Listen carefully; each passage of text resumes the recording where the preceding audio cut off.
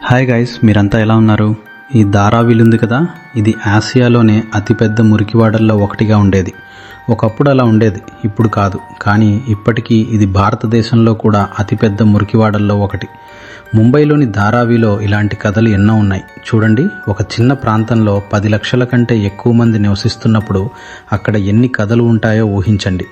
ధారావిలోని ఈ ప్రాంతంలో ఎప్పుడూ తెరవబడని ఒక తలుపు ఉందని ఎవరో నాకు చెప్పినప్పుడు, ఆ తలుపు తెరిచినప్పుడల్లా చాలా కష్టాలు వస్తాయని చెప్తారు. చాలా అపవిత్రమైన శక్తులు, ఎన్నో కష్టాలు మళ్ళీ ధారావిలో తిరగడం మొదలు పెడతాయి. అందుకే ఆ తలుపుని ఎప్పుడూ మూసే ఉంచుతారు. కానీ ప్రజలకు ఈ విషయం ఎప్పుడు తెలిసింది?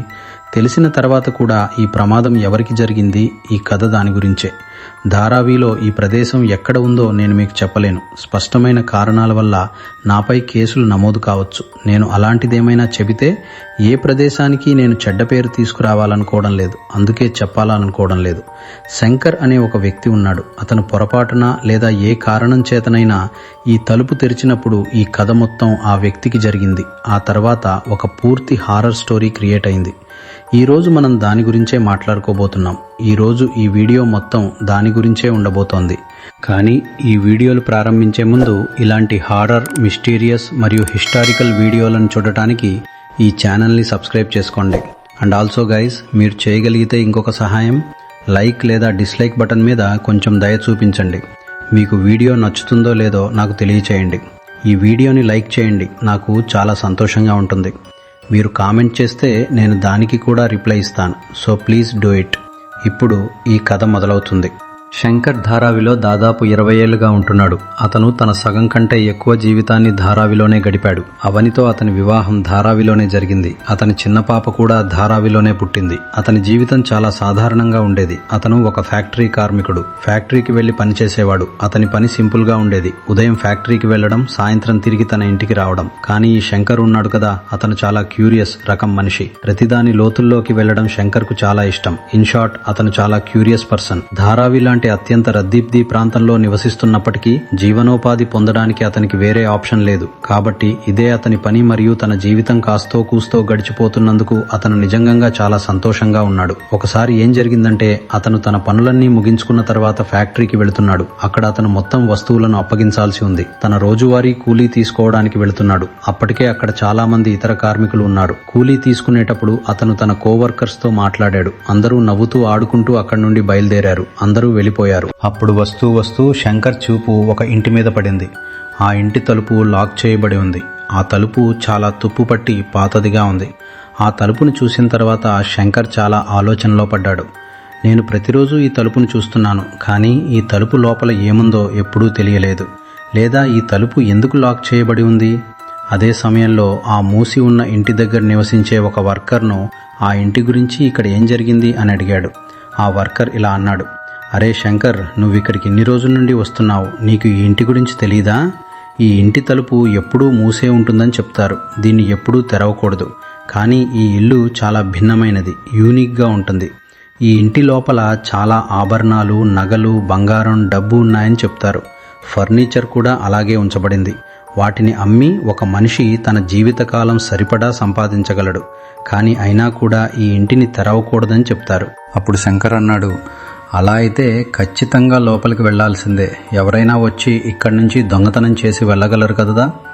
అప్పుడు ఆ వర్కర్ ఇలా అన్నాడు, ఇక్కడి ప్రత్యేకత అదే. లోపలికి ఎవరూ వెళ్లరు. ఎందుకంటే ఎవరైనా పొరపాటున ఈ తలుపు తెరిస్తే బయట చాలా కష్టాలు వస్తాయని, లోపలికి వెళ్లిన వారు చంపబడతారని చెబుతారు. మరియు ఆ వర్కర్ దాని హిస్టరీ గురించి కూడా చెప్పాడు. చాలా ఏళ్ల క్రితం ఇక్కడ ఒక కుటుంబం ఉండేదని, వారు చాలా ధనవంతుల్ని చెబుతారు. కానీ వాళ్ళు సంపాదించే డబ్బు మంచి మార్గంలో సంపాదించేవారు కాదు. ఎవరో ఒకరిని కొట్టి వాళ్ళు డబ్బు పోగు చేసేవారు, సంపాదించేవారు. ఇదే కారణం వల్ల డబ్బు విషయంలో వాళ్ళ మధ్య చాలా పెద్ద గొడవ జరిగింది. అందుకే వాళ్ళు ఒకరినొకరు చంపుకున్నారు. అందుకే వాళ్ళు డబ్బు మీద చాలా అత్యాశతో, దురాశతో ఉండేవారని చెబుతారు. అందుకే ఈ ఇంట్లో ఉన్న డబ్బు కూడా పూర్తిగా శపించబడినది. ఎవరైనా వెళ్లి దాన్ని దొంగిలించడానికి ప్రయత్నిస్తే ఈ తిరుగుతున్న ఆత్మలు వారిని కూడా బతకనివ్వవు. ఈ విషయాలన్నీ శంకర్కు తెలిసినప్పుడు ఆ సమయంలో ఆ వర్కర్ అక్కడి నుండి వెళ్ళిపోయాడు. కానీ శంకర్ అక్కడి నుండి వెళ్ళలేదు. శంకర్ మదిలో ఒక భిన్నమైన ఆలోచన వచ్చింది. అంటే ఒకసారి ఆ ఇంటిని తెరిచి లోపల ఏముందో ఎందుకు చూడకూడదు? ఈ కథ నిజమా అబద్ధమా అని. అతను ఆ ఇంటికి దగ్గరగా వెళ్ళగానే పక్కనే ఒక పదునైన రాయి ఉండటం చూశాడు. దాని సహాయంతో అతను ఆ తాళాన్ని పగలగొట్టి ఆ తలుపును తెరిచాడు. తలుపు తెరవగానే అతను చూశాడు, నిజంగానే ఇంట్లోని వస్తువులన్నీ అలాగే ఉన్నాయి. ఫర్నిచర్ అంతా అలాగే ఉంది. ఆ వ్యక్తులు చనిపోయిన తర్వాత ఇక్కడికి ఏ మనిషి అయినా వచ్చినట్లు అసలు అనిపించడం లేదు. ఇంకొంచెం లోపలికి వెళ్ళగానే లోపల ఒక బ్రీఫ్ కేస్ పడి ఉండటం చూశాడు. అతను బ్రీఫ్ కేస్ తెరవగానే లోపల చాలా బంగారు ఆభరణాలు, నాణేలు, నోట్లు అన్నీ అలాగే పడి ఉన్నాయి. అది చూసి అతను చాలా సంతోషించాడు. రేపటి నుండి నా జీవితం మారిపోతుందని అనుకున్నాడు. కాబట్టి అతను తన చేతికి వచ్చినన్ని ఆభరణాలు, తన వద్ద పట్టగలిగినన్ని బంగారు వస్తువులు దోసిలితో తీసుకున్నాడు. తన ప్యాంట్లో పట్టేవి తీసుకున్నాడు. ఇంకేమేమి వస్తువులున్నాయా అని అతను ఇంకా లోపలికి వెళ్ళి చూడబోతున్నాడు. సరిగ్గా అప్పుడే ఎక్కడి నుండో ఏదో పడిన శబ్దం అతనికి వినిపించింది. ఈ తలుపు మొదటిసారిగా తెరవబడి ఉండటం చూసి 80 లోపలికి రావడానికి ప్రయత్నిస్తున్నారని అతను అనుకున్నాడు. అతను వెంటనే కిటికీ దగ్గరికి వెళ్ళాడు. అక్కడి నుంచి దూకి బయటికి వెళ్ళి తన ఇంటి వైపు పరుగెత్తాడు.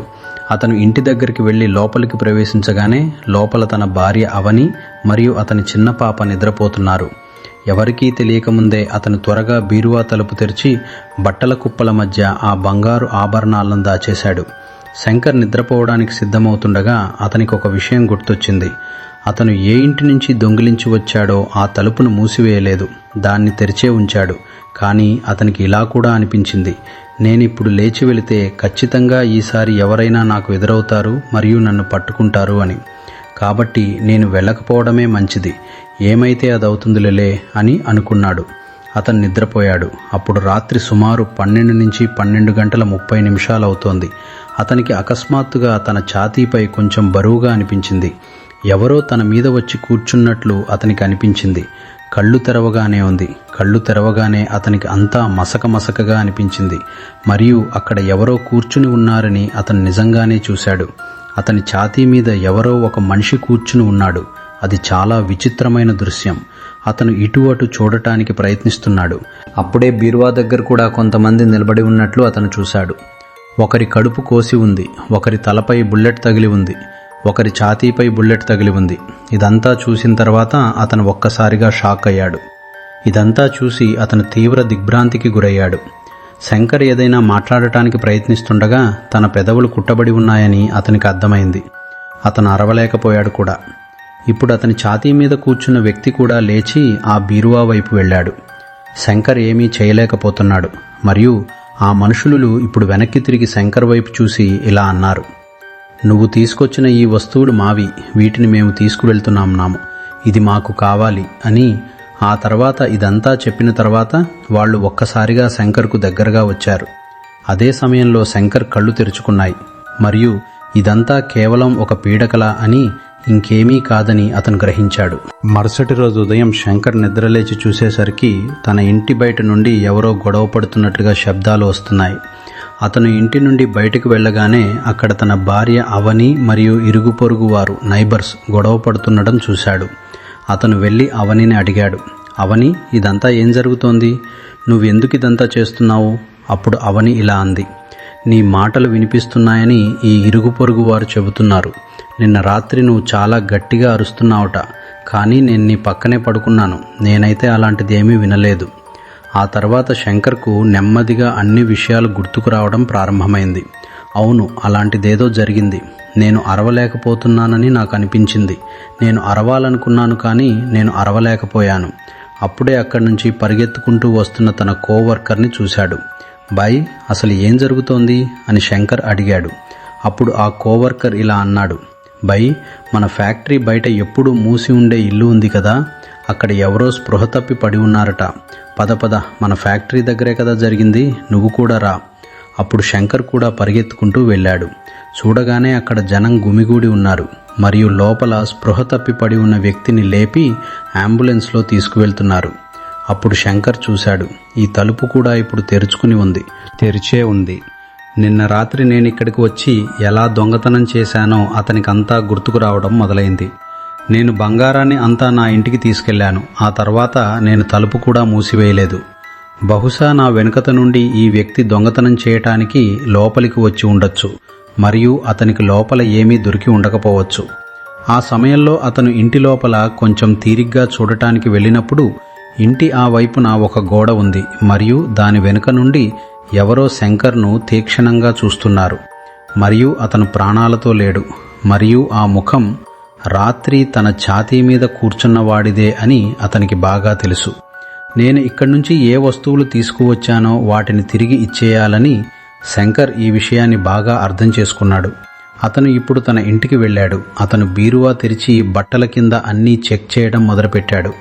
ఆ ఆభరణాలు ఇక్కడ ఎందుకు లేవు అని. ఇక్కడ బంగారు ఆభరణాలు లేవని తెలియగానే అతను ఒక్కసారిగా షాక్ అయ్యాడు మరియు అప్పుడు వెనుక నుండి అతనికి ఏదో శబ్దం వినిపించింది. అతను వెనక్కి తిరగగానే తన వెనుక 4-5 నిలబడి ఉండటం చూశాడు. వీళ్ళు అవే మనుషులు. తలపై బుల్లెట్ ఉంది, ఒకరి కడుపు కోయబడింది, ఒకరి నోరు చిరిగిపోయింది, ఒకరి శరీరం కాలిపోయింది మరియు వారు ఒక్కటే అన్నారు, నువ్వు దొంగిలించి తెచ్చినది ఎక్కడుంది? అవి మాకు తిరిగి కావాలి. ఆ డబ్బు మాది, ఆ బంగారు ఆభరణాలు మావి, అవి ఎక్కడున్నాయి? మరియు ఇక్కడ శంకర్ ఏమీ చేయలేకపోయాడు. అతను కేవలం మోకరిల్లాడు మరియు తనిలా అన్నాడు, అవి ఎక్కడున్నాయో నాకు తెలియదు, కానీ నేను ఎక్కడి నుండైనా డబ్బులు పోగు చేసి మీకు తిరిగి ఇచ్చేస్తాను, ఎక్కడి నుంచైనా మీకు తిరిగి ఇచ్చేస్తాను. మరియు అప్పుడు అతను అలా ఏడుస్తూ వేడుకుంటున్నప్పుడు ఈ సమయంలో అతని గొంతును అతని భార్య అవని వింది మరియు అతను గాలిలో ఎవరితోనో మాట్లాడుతుండటం ఆమె చూసింది. ఆమె వెంటనే వెళ్ళి అతన్ని కొంచెం ఊరడించడానికి ప్రయత్నించింది. లేదు, ఇక్కడ అలాంటిదేమీ లేదు అని. అప్పుడు అతను అన్నాడు, కాదు కాదు కాదు, వీళ్ళు నన్ను చంపేస్తారు, వీళ్ళు నన్ను చంపేస్తారు, వీళ్ళు ఇప్పుడే నన్ను ఏదో చేసేస్తారు అని అన్నాడు. అకస్మాత్తుగా వాళ్ళు మాయమైపోయారు. అయినా కూడా వీళ్ళు మళ్ళీ ఎక్కడ తిరిగి వస్తారో అని అతనికి చాలా భయంగా ఉంది. మరుసటి రోజు ఉదయం అవని చూసింది, శంకర్ ఎవరితోనో డబ్బు తిరిగి ఇవ్వడానికి సమయం అడుగుతున్నాడు, ఏడుస్తున్నాడు, వేడుకుంటున్నాడు. మరియు ఆ తర్వాత నెమ్మదిగా ఈ శంకర్ పూర్తిగా పిచ్చివాడిలా ప్రవర్తించడం ప్రారంభించాడు. నెమ్మదిగా ఈ ప్రవర్తన ప్రజలకు తెలిసింది. శంకర్ ఉద్యోగం కూడా పోయింది. సాయంత్రం నీళ్లు తీసుకురావడానికి వెళ్లాల్సి వచ్చినప్పుడు అతని భార్య కూడా ఆ పని చేయలేకపోయేది. ఎందుకంటే మీరు ప్రతి ఒక్కరితో గొడవ పడుతూనే ఉంటారు అని ప్రజలు అనేవారు. ఈ పరిస్థితినంతా చూసి అతని భార్యకు అస్సలు బాలేదు. ఒకసారి శంకర్ తన ఇంట్లో కూర్చున్నప్పుడు అవని అతని నిరాశను చూసింది. అతను చాలా నిరాశగా కూర్చున్నాడు. ఆమె వెళ్ళి అతని దగ్గర కూర్చుని నన్ను క్షమించు అని క్షమాపణ అడగడం ప్రారంభించింది. అప్పుడు శంకర్ అన్నాడు, నీదేమీ తప్పులేదు, అవని తప్పంతా నాదే, నేనే అవన్నీ దొంగిలించి తెచ్చాను. ఆ తరువాత అవని ఆ మంచం కింద నుండి ఆ బంగారు ఆభరణాలన్నీ తీసి అతని ముందు పెట్టి, ఇవే కదా అని అడిగింది. అప్పుడు శంకర్ ఒక్కసారిగా షాక్ అయ్యాడు, కొంచెం సంతోషించాడు కూడా. ఇదంతా నీ దగ్గర ఏం చేస్తోంది? దీనివల్లే కదా ఇదంతా జరుగుతోంది అని అన్నాడు. అప్పుడు అవని ఇలా అంది, నువ్వు రాత్రి ఇదంతా తీసుకువచ్చిన రోజు నువ్వు బహుశా ఇవన్నీ దొంగిలించి తీసుకువచ్చావని నేను ఓరకంటితో చూశాను. అందుకే ఈ వస్తువులను మనం ఎప్పుడైనా తిరిగి ఇవ్వాల్సి వస్తుందేమోనని నేను వీటన్నిటినీ తీసి ఇక్కడ దాచాను. ఆ తర్వాత శంకర్ అన్నాడు, థ్యాంక్ గాడ్, ఇవన్నీ ఇక్కడే ఉన్నాయి, దేవుడి దయ. అన్ని వస్తువులను అదే ఇంట్లో యథాతథంగా తిరిగి ఇచ్చేసి వద్దాం. ఆ రాత్రి శంకర్ మరియు అవని ఇద్దరూ ఆ బంగారు ఆభరణాలు ఎంత డబ్బు ఉందో అంతా తీసుకువెళ్ళి అదే ఇంట్లో ఆ బ్రీఫ్ కేసులో ఉంచారు. ఆ తర్వాత శంకర్ మనసులో ఒక్కసారిగా చాలా తేలికగా అనిపించడం మొదలైంది. ఇన్ని రోజులుగా తను ఏం చేశాడనే సెల్ఫ్ రియలైజేషన్ కూడా కలిగింది. ఈ అత్యాశతో తను ఏమేమి చేశాడో వాటి వల్ల అతనికి ఏమీ దక్కలేదు, ఏ ప్రయోజనమూ లేకపోయింది. ఎలా ఉండేదో ఇప్పుడు అన్నీ అలాగే ఉన్నాయి. వాళ్ళు ఆ ఇంటి నుండి బయటకు రాగానే ఒక కొత్త తాళం తీసుకుని ఆ ఇంటికి వేసేశారు. ఆ రోజు నుండి ఈ రోజు వరకు ఆ తలుపు ఎప్పుడూ తెరవబడలేదు. మరియు ఆ శంకర్ ఉన్నాడు కదా, ఇప్పుడు అతని ప్రపంచం కూడా నెమ్మదిగా మారడం ప్రారంభించింది. అతనితో ఎవరైతే మాట్లాడేవారు కాదో, అతని ఉద్యోగం పోయిందో, ఇప్పుడు అతనికి పాత ఉద్యోగం కంటే మంచి ఉద్యోగం దొరికింది. అతని జీతం కూడా బాగుంది. వాళ్ళు నెమ్మదిగా ధారావిని వదిలేశారు మరియు వాళ్ళు ఇప్పుడు ఒక మంచి అపార్ట్మెంట్లో నివసిస్తున్నారు. అంటే వాళ్ళ జీవితం మారిపోయింది కేవలం ఆ శాపం వెళ్ళిపోవడం వల్ల. మరియు ఈరోజు ఈ వీడియో చివరిలో కూడా నేను మీకు చెప్పాలనుకుంటున్నది ఇదే, అత్యాశ పడకండి. ఈ కథ నాకు ఎవరు చెప్పినా ఇది నిజమైనా లేదా ఎంత అబద్ధమైనా లేదా ఈ కథలో ఎంత మసాలా దట్టించి ఉన్నా అది నాకు తెలియదు. కానీ నాకు ఒక విషయం తెలుసు. దీని నుండి ఒక గుణపాఠం అయితే లభిస్తుంది. మనిషి ఎప్పుడూ అత్యాశ పడకూడదు. అత్యాశ పడిన తర్వాత 1 సంవత్సరం కాదు, 2 సంవత్సరాలు కాదు, 3వ సంవత్సరంలో మీకు ఖచ్చితంగా కష్టం వస్తుంది. ఆ పని ఎందుకు చేయకూడదో మీకు మీరే తెలుసుకుంటారు. దురాశ అనేది చనిపోయిన వారిని కూడా వదలని ఒక విషయం. మరి మన మనుషులం ఎంత అప్రమత్తంగా ఉండండి. ధన్యవాదాలు.